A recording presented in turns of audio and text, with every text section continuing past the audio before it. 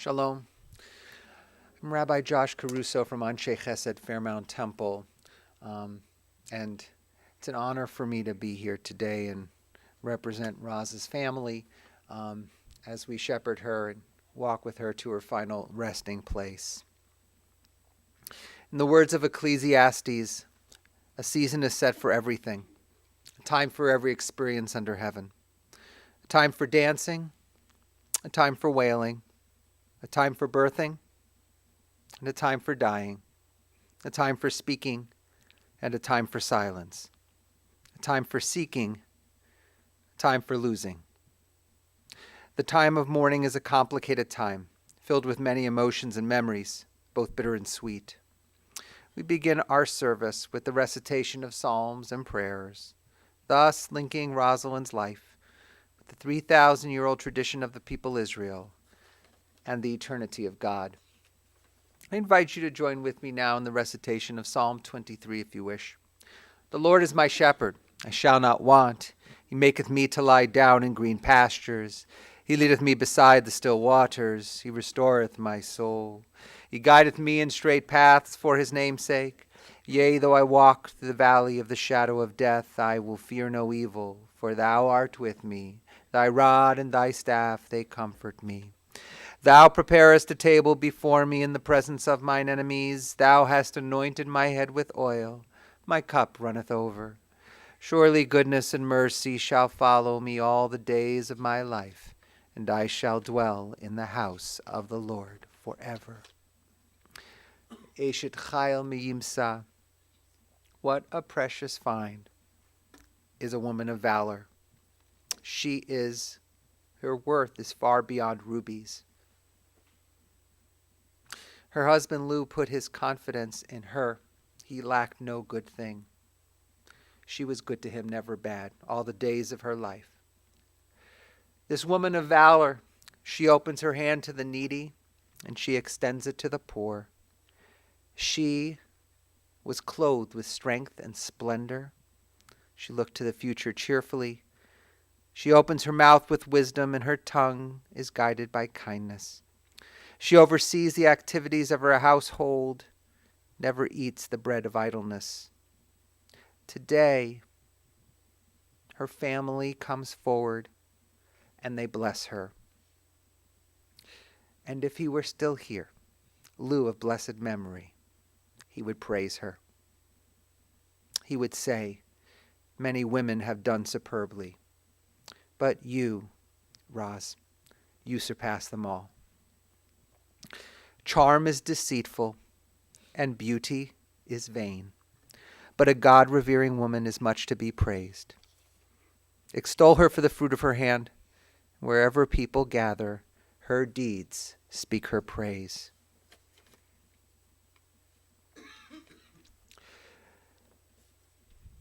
After a while,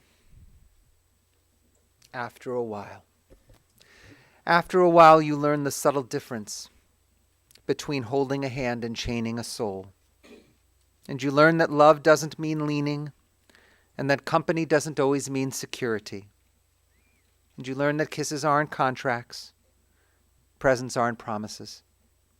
And you begin to accept your defeats with your head up and your eyes straight ahead, with the grace of a woman or a man, not the grief of a child. And you learn to build all your roads on today because tomorrow's ground is too uncertain for plans. And futures have a way of falling down in mid-flight. After a while, you learn that even sunshine burns if you bask too much. So you plant your own garden and decorate your own soul instead of waiting for someone to bring you flowers.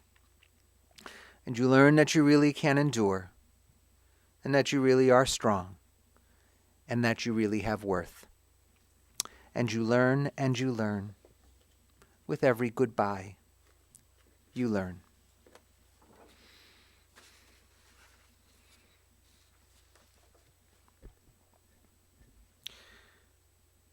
In this week's Torah portion, we read about the familiar story of Noah and the ark. It's a story told over and over again to children of all ages. It's a story that is lifted up for the preservation of life for humans and animals. But it's also a very adult story. It's about tragedy and loss and starting over again. It's about the precariousness of life, the ability to endure. It's a story about fortitude, about the ability to see the rainbow after the storm. The Noah story is about disappointment, recovery, and ultimately redemption. It is a story about love and heartache and the promise of love again. Our dear Rosalind Resnick, known to all as Roz, Mimi, was a 97-year-old model of a woman who endured the many storms of life. She certainly suffered through maladies, and those that were plain to see and others that remained within. But she endured the loss of every sibling. She was the youngest that arrived to life before her. She felt the emotions of burying her husband and even her son. And yet through it all, Roz was ultimately a survivor. And as a survivor, her chief goal was to look around and see the vibrant life in her midst, represented by the beautiful legacy of the loved ones who honor her today.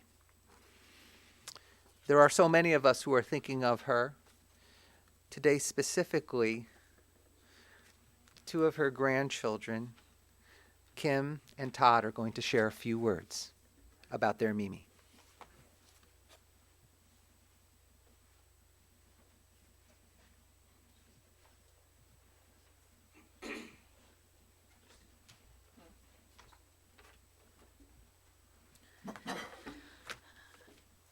So I don't think there is enough time or simple words to describe Mimi Roz.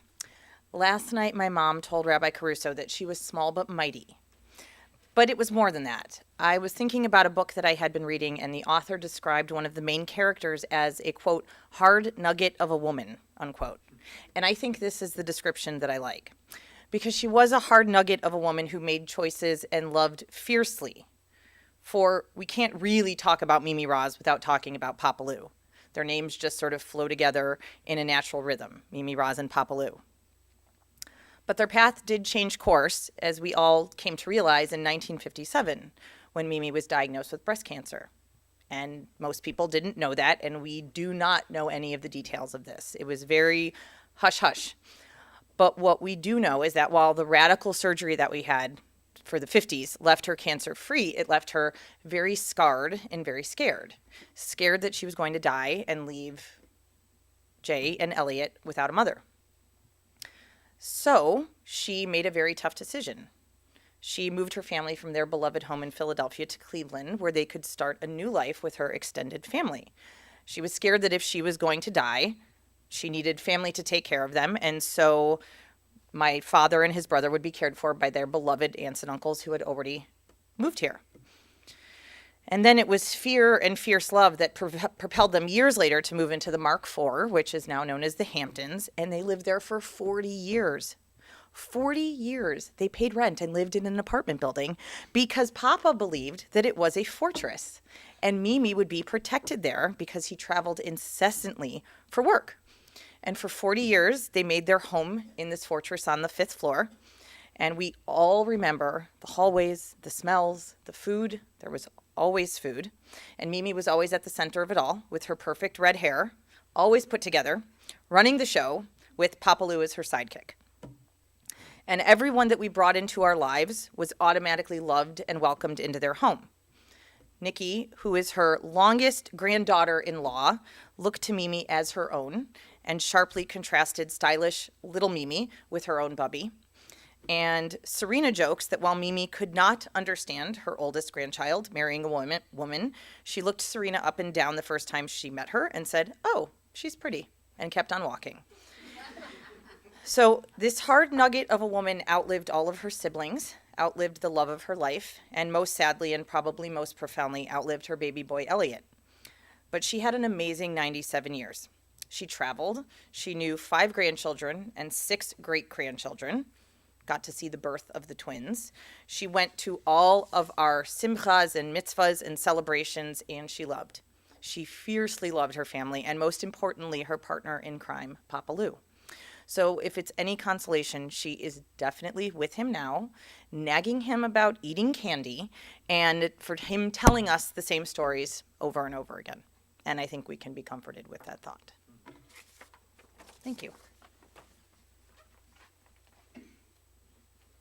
Somewhere in here, give me a second. Just have to find it. Now you know why Kim is the oldest and insisted that she go first. But that's okay. And I may end up just reading part of this, as anybody who's heard me speak in public before at family functions knows. I feel lucky to be here today, standing here. I was actually sitting over there thinking about the last time that I was at Temple with Mimi. She was, it was a long time ago. She hasn't gone in years, but she was always the perfect person for Rosh Hashanah and Yom Kippur because she always brought Jolly Ranchers.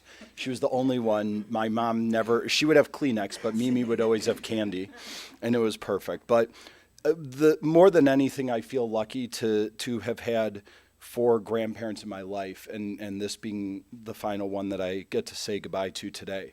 Some kids, Nikki, for example, had one grandma that she knew, and we had two grandmas, a grandpa, and an aunt that was basically a grandma, plus a grandpa down in Florida. It was just so amazing, and to have each one of them so deeply connected to our lives and so connected to everything about us was really amazing. And as I think back through my childhood, so much of it is just filled with things with Mimi and Papa and my other grandparents that I feel so fortunate for. But there's a few things that, my grandma, more than anything, demonstrated on a daily basis that if I could have my kids exhibit those in life would be really amazing. Her concern for everyone, her commitment to the family, and of course her honesty with everybody. So of course, everything, as Kim said, everything with my grandma involves my grandpa. They were just always connected. They were always there together. Every moment in the apartment, you could picture the two of them. Every bowling event that I bowled a lot. Every bowling event, they were there watching me on Saturday afternoons, swimming at their pool, and their connection to one another. We talked about last night their devotion, more specifically my grandpa's devotion to my grandpa, how basically whatever she said or whatever she yelled at him about, he listened, and I realized that got passed down to my dad, and that of course has now been passed down to me. So they taught me something she taught me a lot, which is basically just listen and do what you're told, and everything works out better. And that's a good thing. I promise you that's a good thing. And the other thing about my grandma is that she was a worrier, right? So everything that happened, good and bad, would keep her up at night. If I had a test at school, she would be up worried about it. If we were applying to colleges, she would be worried about it. If somebody had a cold, she would be worried about it and calling and talking to my mom all day long and all night long about that. And, there might have been more to it as to why she had that concern for us. We know, a lot happened in her life that just made her a worrier and scared. But when you looked at her, you realized that that fear, it was not this fear that made her shut down in life. It was a fear that made her actually, I guess, in a way, live life more. It made her connect more to everybody. And even though that might have kept her awake at night, to know that she cared that much really means a lot. And then the last one was her honesty. She never held back from you with anything. The two, specific that a lot of people know about, I was not always this weight. And so this svelte person you see before you today. But in 1996, we were at Passover dinner, and I walked in with what probably was my second, perhaps third plate of food. And she looked at me and she goes, "Do you really need those potatoes? It's not like your pants are falling off of you." And God bless her, because that was the first person that ever told me I was, overweight, we'll say. It's okay, Mom, I forgive you. And so that was it. I mean, I cried, I put the food down, and the next day I started this new path in life and lost a ton of weight. And it was really, again, probably a huge turning point in my life. And then the other was just her disdain for my sarcasm. I have that just personality, which I realized a year and a half ago I clearly got from my uncle, which is a good gift he gave me, usually. She hated it. My mom hates it. She really hated it. So she would very clearly tell me, I don't like being made fun of, or I don't like you making jokes that way. And so I learned to, hold back when I was around her with that. But, to wrap up, I mean, life as I knew it as a kid was just involving her and my grandpa. And it's unfortunate sometimes that you don't realize how much they impacted you or how much they meant until after the fact, which is a terrible thing to have happen. And more than anything today, I am, my dad, he has his ways of reacting that are, that are who he is. But I am sad for my dad today because, he's lost so many great people in his life over the last few years. So, that's it. Thank you all for being here. You did it. Almost.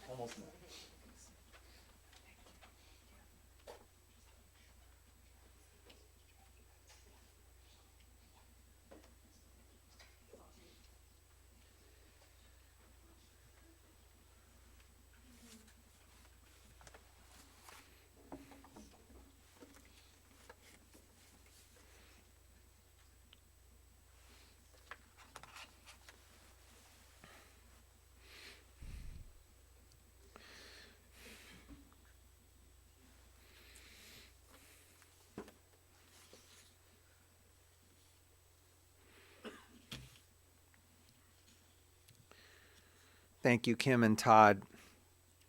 We know you speak for Courtney and Jordan and Zachary, for Nikki and Ben and Serena as well. In the building of that ark, Noah was instructed to not only construct a sturdy boat according to strict specifications, but he was charged to build a window. And this window would allow him to imagine a world beyond the storms. The window enabled Noah to see the redeeming value of moving through the storm. So today, as you've already heard, there are stories and memories that allow us a window into Roz's life and the people who brought her so much joy. She was, I like that, a nugget. What was it? Hard nugget of a woman. I don't know if I would compose that myself, but you did it perfectly. That's great. And glamorous and sophisticated, down to earth all at the same time. She was worldly and open to the news and views of modernity, and yet still a product of a different time. Born almost a century ago, Roz was a first-generation American, raised up as a proud Philadelphian by Isaac and Rachel Schaefer. The youngest of 6 siblings, Louis, Bertha, William, Sylvia, and Paul were the others, all of loving memory. Roz was the little girl, the princess as she called herself, when her family was shaken by the Depression. But the death of her father when she was only 7 took a harder toll. And still, nevertheless, her mother and siblings moved through these tough times.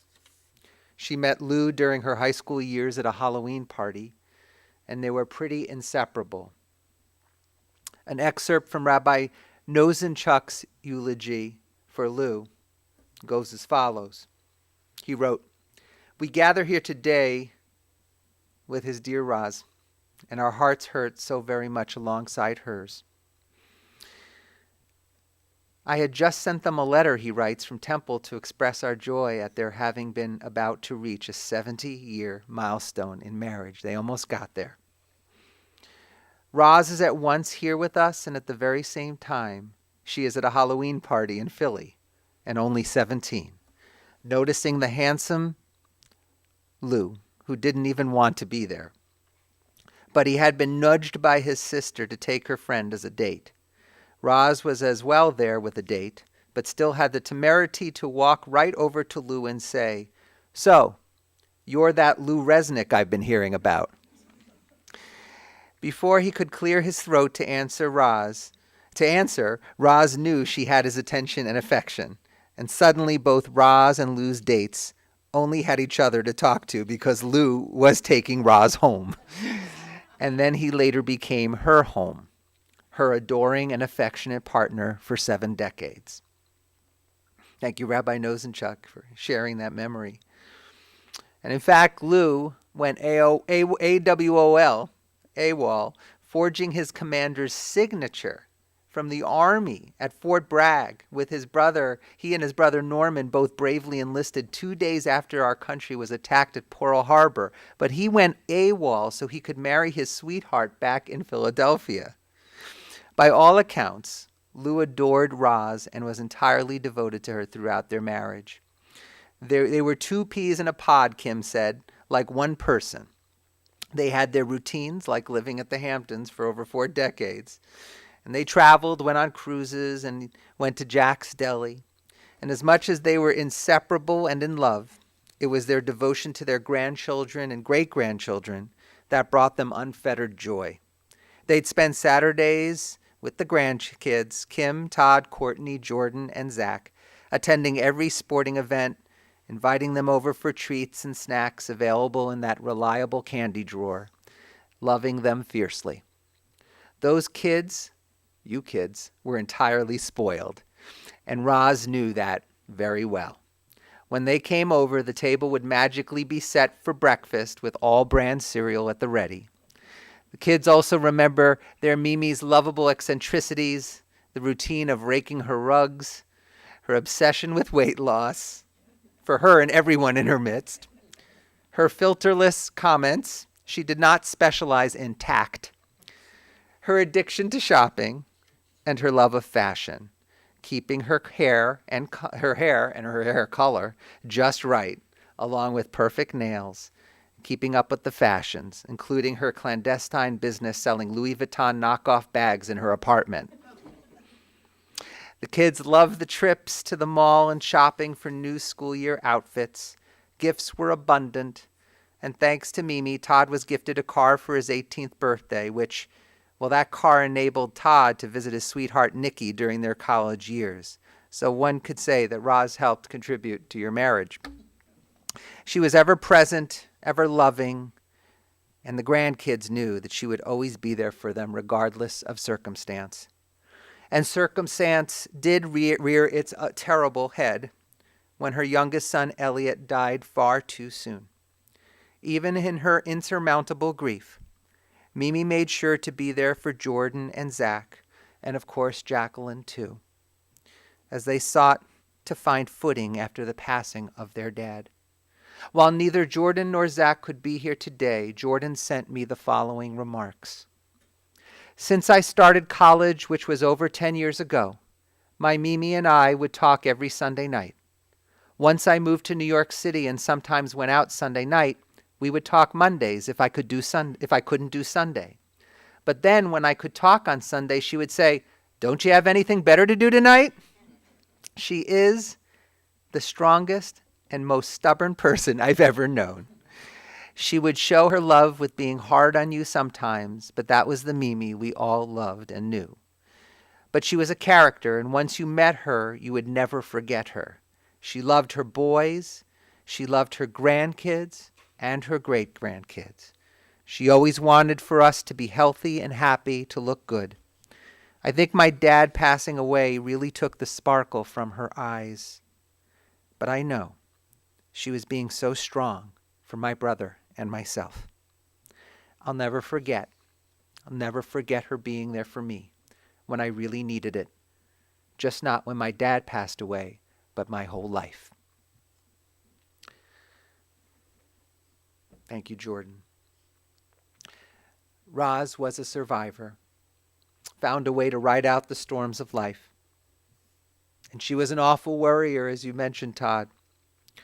And due to an incredibly challenging series of medical issues that left scars both physical and emotional, she carried a heavy burden in her life.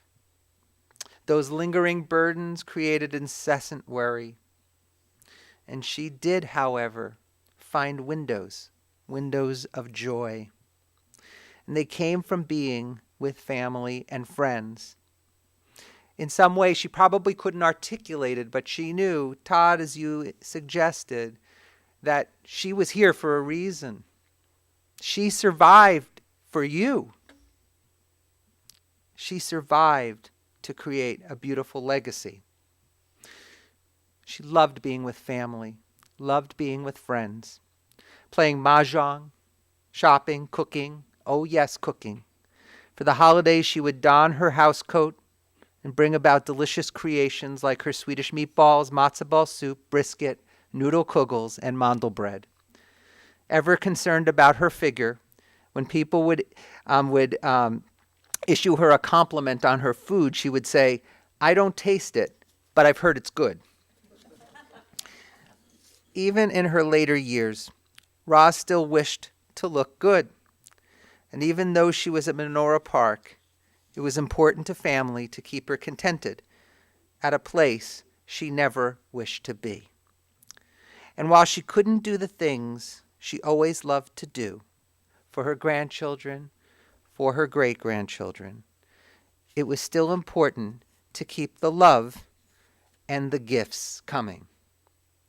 Yes, she wanted to make sure that she left an impression on Haley and Jack and Madden and Bryn and Ivy and Asher. She wanted you all to know that she was your Mimi, just as important as your parents felt to her, just as close. Indeed, she was lucky to have great-grandchildren and grandchildren and loving sons. Jay, you've carried a very large burden, making sure that you're the kind of son that she would be proud of, which certainly she was. And you carried her and you helped her along. You helped carry the family along, even with the loss of your dear brother. And Jay and Mindy, it were the two of you who have really been the most valuable players in this scenario in taking care of Roz. Mindy, you were the one who would go shopping for the gifts on behalf of Mimi that would go to the great-grandkids. And it was Mindy who would make sure her hair was done with that special color she liked. And it was Mindy who made sure that her nails were still done just right. And while it may be understood as a labor of love, Mindy will be the first to acknowledge that Roz brought so much to her life. They spoke multiple times a day, and Roz would say that Mindy was her best friend. Indeed, Jackie and Mindy and Jay and the whole extended family, you were all the glue that held it together during the storms. And she was the one who was able to see the beautiful rainbows that she helped to create. Today, we remember our beloved Roz, our beloved Mimi. And thank God she lived 97 years. Worrisome years, some burdensome years, some tough years. But boy, she'll always be remembered wearing that house coat. She'll always be remembered as the grandkids were running down that hallway, excited to see Papa Lou and Mimi Roz. These memories, as hard as it was for her, I know she's smiling, thinking, I did good. I did right. I raised them all right. May her memory forever be a blessing. And let us say, Amen. Let us pause for a moment as we consider all the gifts that Roz brought to each one of our lives.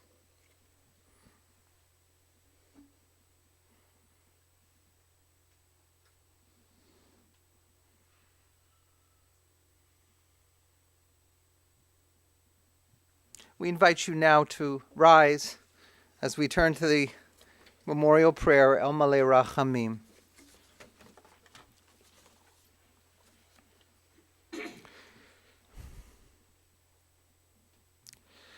El Malei Rachamim, Shochein Bamromim, Hamsei Menucha Nechona, Tachat Kanfei HaShechina, B'malot Kedoshim Utorim, Kezohar Rakim Mazirim, Et Nishmat Raz Rachel Bat Yitzchak Rachel Shalcha Leolama, Began Eden Tehei Menuchata, Ana Bala Rachamim, Hastireha, Beseter Knafecha Leolamim, Utror Bitror Achayim, Et Nishmata, Adonai Unachalata, Vetanuach B'Shalom Al Mishkava, V'nomar Amen. El Malei Rachamim, exalted, compassionate God, grant infinite rest in your sheltering presence among the holy and the pure, to the soul of Rosalind Resnick, who has gone to her eternal home. Merciful One, we ask that our loved one find perfect peace in your eternal embrace. May her soul be bound up in the bond of life. May she rest in peace. And let us say, Amen. As we turn to the conclusion of our service, we recognize now that Roz is survived by her son Jay and Mindy, survived by her daughter-in-law Jackie, and her grandchildren Kim, Serena, Todd and Nikki, Courtney and Ben. We know all of the spouses of her children and grandchildren she took to her as her own. Jordan and Zachary, Haley, Jack, Madden, Bryn, Ivy, and Asher. We all remember her truly for blessing. At the conclusion of this service, the family will move to the graveside burial, to the interment at Mount Olive Cemetery. And immediately after the interment at Mount Olive, family will receive friends, the residents of Nikki and Todd Resnick, 50 West Orange Hill Circle, Orange, 50 West Orange Hill Circle, Orange. They will sit today following services until 8 p.m. For those who would like to make a contribution in Roz's honor, you can do so to the Greater Cleveland Food Bank.